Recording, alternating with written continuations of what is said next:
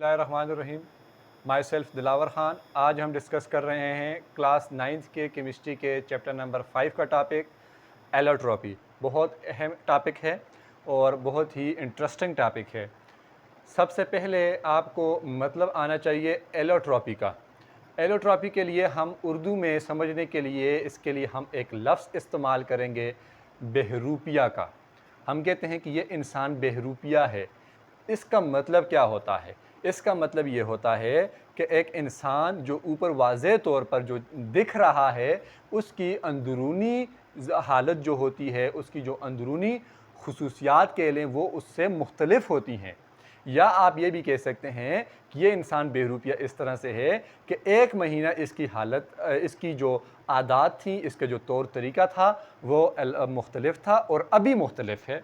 इसको हम बहरूपिया कहते हैं। ठीक है, यानी इसकी जो केमिकल नेचर हो, जो एक अंदरूनी जो एक तरह से आप कह लें कि उसकी जो बनावटी जो मादा है वो एक हो, बनावटी मादा एक हो, मगर उसकी जो ऊपर जो ज़ाहिरी शक्ल है और एक उसका ज़ाहिरी शक्ल में जो है वो अलग किस्म की, दो किस्म की जो है वो आपके पास इसके अशकाल आ जाएं, तो उसको हम एलोट्रॉपी कहते हैं। ठीक है, बनावटी जो है वो एक हो मगर उसमें दो किस्म के उसकी खुसूसियात हों। ठीक है, एक लेफ़्ट साइड जानब जा रही हो और एक राइट साइड पे जानब जा रही हो। ठीक है, तो एलोट्रॉपी अब केमिस्ट्री में हम क्या कहते हैं? केमिस्ट्री में हम ये कहते हैं कि एलिमेंट एक हो।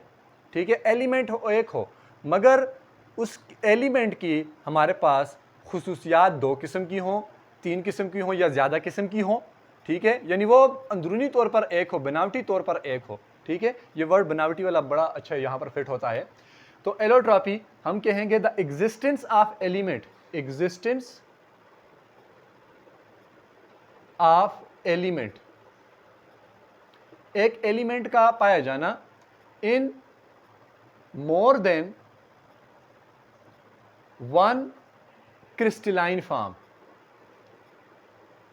यानी उसकी हालत या शक्लें जो हैं आप कह लें वो एक से ज़्यादा होंगी। दो भी हो सकती हैं, तीन भी हो सकती हैं, या इससे ज़्यादा भी हो सकती है। ठीक है, तो existence of element in more than one crystalline form, in more than one crystalline form is called allotropy. इसको हम क्या कहते हैं?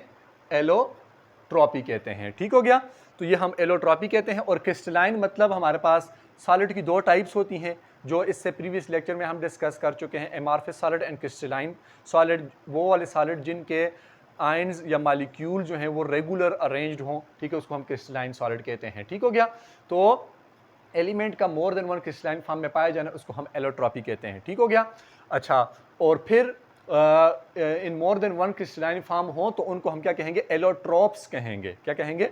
एलोट्रॉप्स। फिर इसमें हमारे पास एग्जांपल्स आ जाती हैं। एग्जांपल हम तीन बुक में दी हुई हैं, तो तीनों की तीनों को मैं डिस्कस कर लेता हूं। पहली जो हमारे पास एग्जांपल आती है वो आती है ओजोन की एंड ऑक्सीजन की। ठीक है, ओजोन एंड ऑक्सीजन की आ जाती है। ठीक है, अब इसमें किस तरह से अब आप देख लें कि यहाँ पर हमारे पास ओजोन का फार्मूला O3 होता है और ऑक्सीजन जो है वो हमारे पास O2 मालिक्यूलर फॉर्म में मौजूद होता है। ठीक है, एटॉमिक फॉर्म में सिंगल ऑक्सीजन होता है, मालिक्यूलर फॉर्म में O2 होता है। ठीक है, दो जो होते हैं वो मालिक्यूलर फॉर्म हो जाती है। ठीक है, अब आप इसकी बेसिक देखें ना, इसमें भी ऑक्सीजन है, इसमें भी ऑक्सीजन है, यहाँ पर दो हैं, यहाँ पर तीन है। तो देखिए ये दोनों एलोट्रॉप्स हैं। किस चीज़ के? ऑक्सीजन के हमारे पास एलोट्रॉप्स हैं। ठीक हो गया, फिर इसके बाद हमारे पास एक एग्जांपल आती है। एलोट्रॉप्स किसके आते हैं? कार्बन के आते हैं, कार्बन के। ठीक है, कार्बन के हमारे पास एलोट्रॉप्स आते हैं। तो कार्बन के एलोट्रॉप्स में हमारे पास जो यूज़ होते हैं, अगर आप लोगों ने पेंसिल यूज़ की हो, ठीक है, पेंसिल, कच्ची पेंसिल जिसको हम कहते हैं, उसका जो सिक्का होता है, उसका जो पिन पॉइंट होता है वो ब्लैक सा, वो हमारे पास ग्रेफाइट होता है। ठीक है, उसको हम क्या कहते हैं? ग्रेफाइट। ठीक है, और जो ब्यूटी चीज़ों में, ब्यूटी वगैरह की चीज़ों में जो काजल यूज़ होता है, ठीक है, ग्रेफाइट हो गया, काजल हो गया।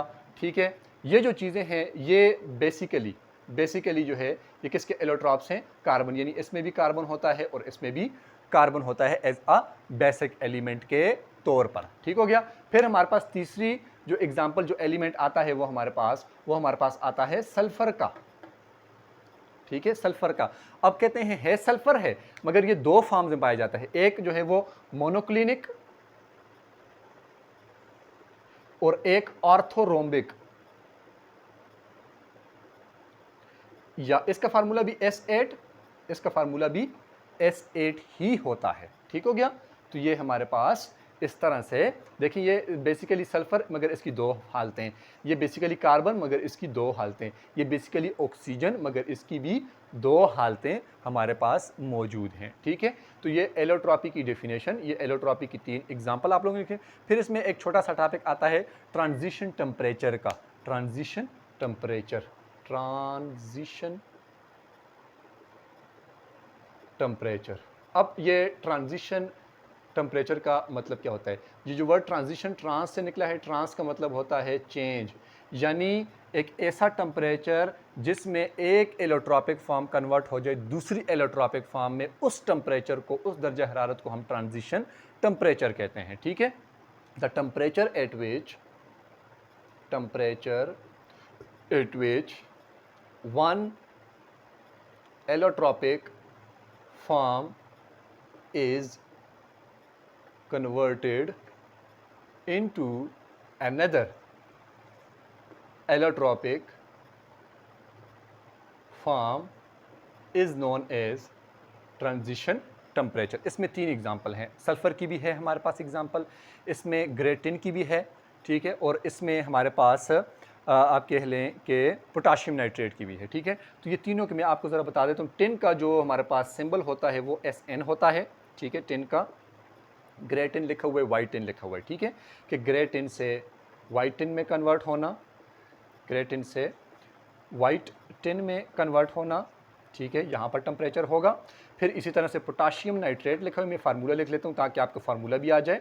पोटाशियम नाइट्रेट से जो है वो हमारे पास कन्वर्ट हो रहा है, दो स्ट्रक्चर्स हैं इसमें हमारे पास, एक है रोम्बोहेड्रल और एक है आर्थोरोम्बिक, ठीक है। फिर इसको मैं लिख लेता हूँ रोम्बोहेड्रल शॉर्ट फॉर्म में, और इसको आर्थोरोम्बिक।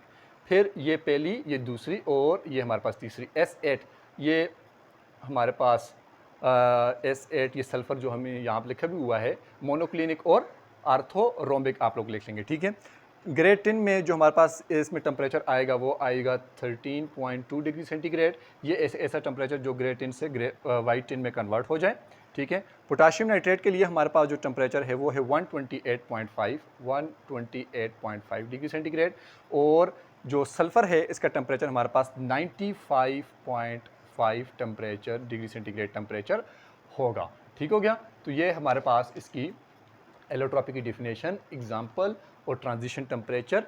वर्ड मैंने बता दिया, ट्रांसमीन चेंज, ऐसा टेम्परेचर जिसमें एक एलोट्रॉपिक फॉर्म दूसरी एलोट्रॉपिक फॉर्म में कन्वर्ट हो जाए, ठीक है। बुक में लिखी भी हुई है, ठीक है। एक भी आप अगर आप लिख लें तो आपका क्वेश्चन ठीक माना जाएगा। 3 एग्जाम्पल में से 2 आप लोग लिख लेंगे तो आपका क्वेश्चन बहुत बेहतरीन हो जाएगा। तो इसमें कोई भी अगर आप लोगों को कोई इशू हो, कोई क्वेश्चन हो, तो आप लोग कमेंट के ज़रिए से पूछ सकते हैं। अपना बहुत सारा ख्याल रखें। अल्लाह हाफ़िज़।